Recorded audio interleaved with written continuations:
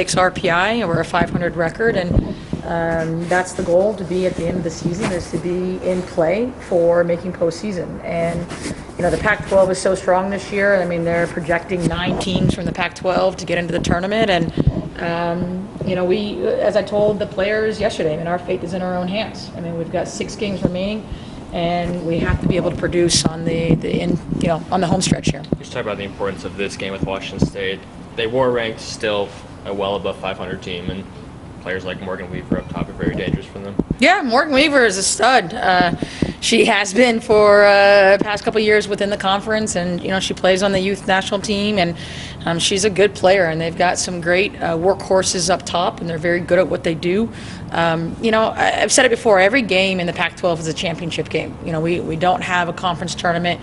We can't wait to the end of the season to kind of make a run at the conference tournament.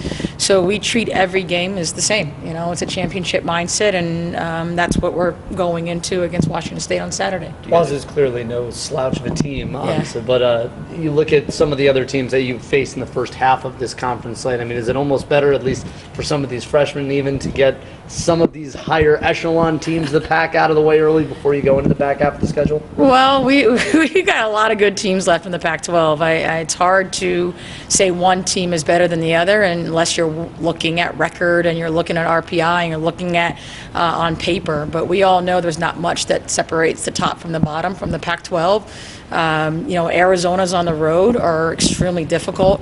Then you got the LA's at home, and that's not an easy feat right there. And then, playing at Oregon State, away, on the road, that's going to be a tough one. So, I think on paper you can say we got through some difficult ones, but when you look at it, every team is a very difficult team, and you got to be able to approach it that way. Still in search of that first conference win, obviously. Yeah. I mean, you guys have been there the last couple seasons, right up on the edge. I mean, how do you get these guys into a mental place where it doesn't become much of a, we've gotten the lead or something, what do we do now, and more of a, we can hold this, we can win, we can get one back, we can break a draw. Absolutely. I think also the past 2 years we've gone without our leading goal scorer in the Pac-12. This year without Jordan Warmdahl. I mean, she's doing the best that she can, and she's not 100%. And then last year we lost Marissa Everett through the Pac-12. So, as a coach, I'm going, oh no, not again. But the most important thing is we're having other players step up, and the Eddie's stepped up as of late. Zoe Hasenauer is coming on strong, and the team's coming on strong.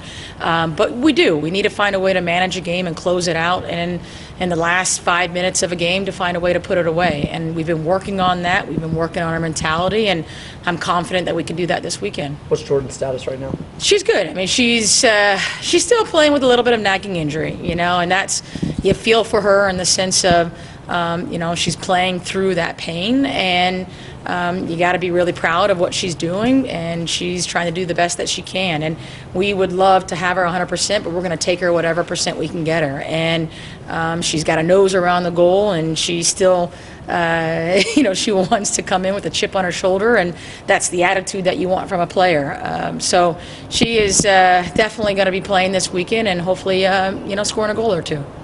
We expect Emma Eddy and Ellie Cook up top again.